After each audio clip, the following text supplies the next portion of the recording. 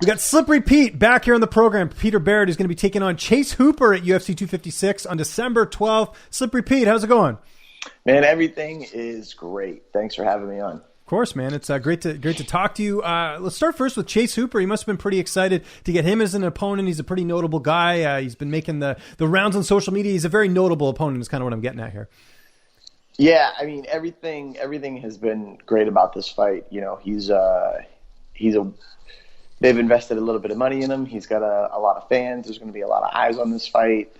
It's a big pay-per-view, so there's going to be a ton of UFC fans that I'm going to gain that night, and that's what I'm focusing on. That's what I'm looking forward to. Of course, your debut, you're supposed to have a fight against Steve Garcia. That ends up getting switched up to Yusuf Zalal. I know things did not go your way in that fight, but what did you take away from that debut you had back in August? One of the biggest takeaways from that fight is, you're going to need a gun to stop me. It just speaks volumes about the fortitude, the toughness, the heart, the passion that I bring to the cage. And also, I was really impressed with my jiu-jitsu game, where I was able to pretty much nullify a very avid and active submission artist in the UFC. So, albeit, I didn't get the victory that night, but there were a lot of little victories along the way that happened throughout that fight. Yeah, and obviously good experience as well, getting sometimes they say you have jitters or whatever. It's just good to get that debut out of the way as well. So we're really looking forward to this fight. Now, it seems like you had a bit of notice for this one. When did you actually find out about this fight?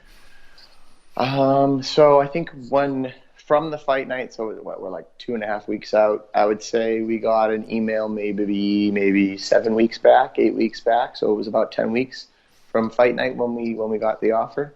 Okay, that's great. And the one thing you got to look at with Hooper, obviously, is that, he's very young. Obviously, he's only had, 11 fights total. This is something you and I have talked about. You've had a long road to the UFC. You've had a lot of fights on the regional scene, getting prepped for that. How much do you think that experience will benefit you in the matchup? Oh, I think it's going to benefit me immensely. He's coming off his first loss. That's something that unfortunately I dealt with in my 9th fight. So, I've had the come to Jesus moments where I've had to reevaluate, who I'm training with, what my focus is, what my training camps look like. Am I in the right places? Am I in the right environments? And I've made all those changes, and now I'm really growing at a much faster rate than I was back then. So, that he's having gone through those things that he's just starting to go through definitely makes me feel like I'm a better versed fighter. It gives me a bit of confidence coming into this, knowing that he could be coming out of a really dark moment into this fight.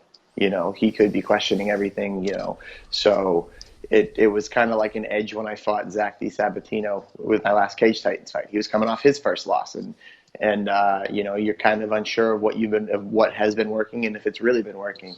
So, I'm looking to take advantage of that, definitely. Training camp, how have you structured things this time around? It seems like things are opening up a little bit more. I don't know. Here's a guy from Canada who doesn't even know really what's going on now where you're at in terms of, COVID and all that stuff. Yeah, I mean, Massachusetts has been one of the states that's still locked down for the most part. The gyms finally got reopened, but the class size is incredibly limited. So it's been very the training's been off hours. It's been very selfish. I've been the main focus of everybody that is there. Everybody that comes in has the one goal in mind, and that's getting my hand raised on December 12th. So it's been a super selfish training camp. Everybody's working towards my victory, and it's actually it's a great feeling to have. To have the team behind you and making sure that you're doing everything you need to do and getting that community support. Who have you got to work with in terms of main bodies, like guys you get to work with a little bit more than others? So, I mean, over at Lozon's, I'm with Joe 3 times a week for a couple hours at a time. So, having his undivided attention is awesome. Up until the pandemic, it was always class for an hour and then, rolling for an hour. And now it's just an hour to an hour and a half of one-on-one work with Joe, going over situations that we need to cover to make sure he's confident in all the areas where he would see Hooper having an advantage. Fantastic. And then, up at Sit Tong, I'm working with, Andy Cody, Crew Mark, Chip Moraza-Pillard, there's been not a revolving door, because we got to be careful about who's in and who's not, but a good list of some strong teammates. Saul Almeida, he makes his ways down there to get Jorge Masvidal ready and whatnot. So just a good solid camp at both places. And I've also been with Hector Bermudez, who is a boxing trainer, works with Abraham Nova and Marky DeLuca, Ray J. Bermudez. He's got a good team of A-listers, so it's really nice to be in that environment and just learn from guys that are much better than I am in the realm of boxing.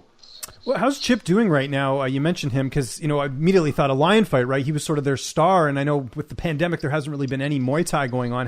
Is he competing at all, or was he doing just training? He's just beating the shit out of everybody in the room, know.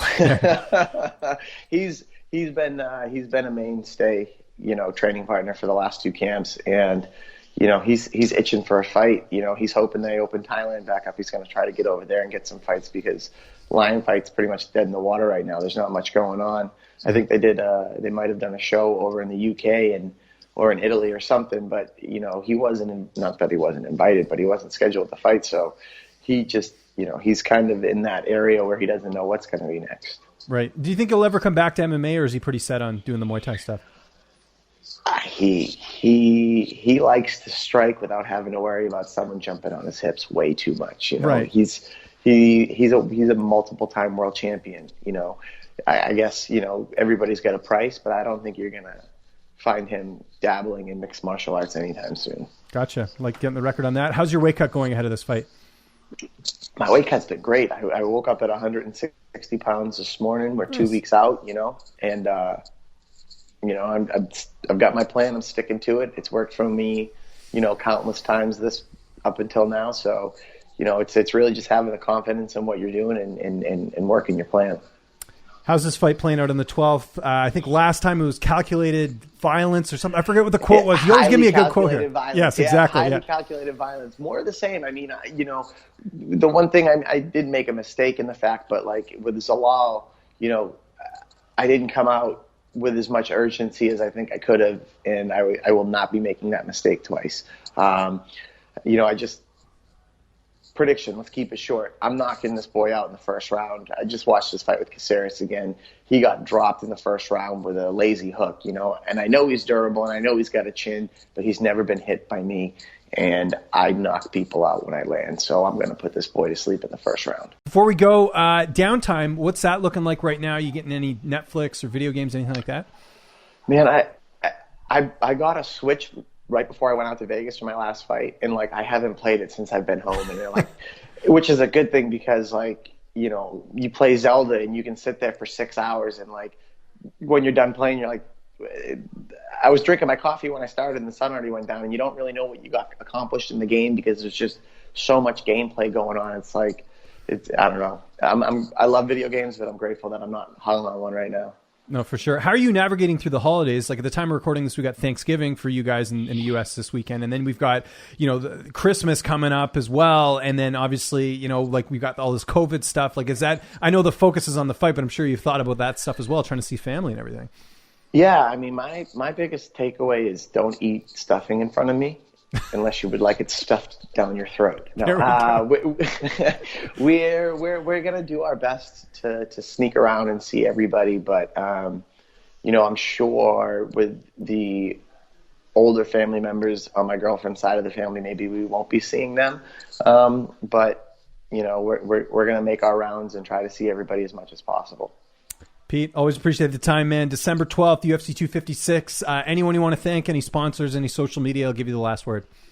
Yeah, I mean, I've had a great outreach of local companies to sponsor me in this last one, too many to name. So I love the support from the local community. I really appreciate all of that. As always, Top Game Management, my schools, Siyad Tong, Lozons, Universal Training, Hector Bermudez, Skill of Strength, all my training partners. I'm just very grateful to be in the position I am.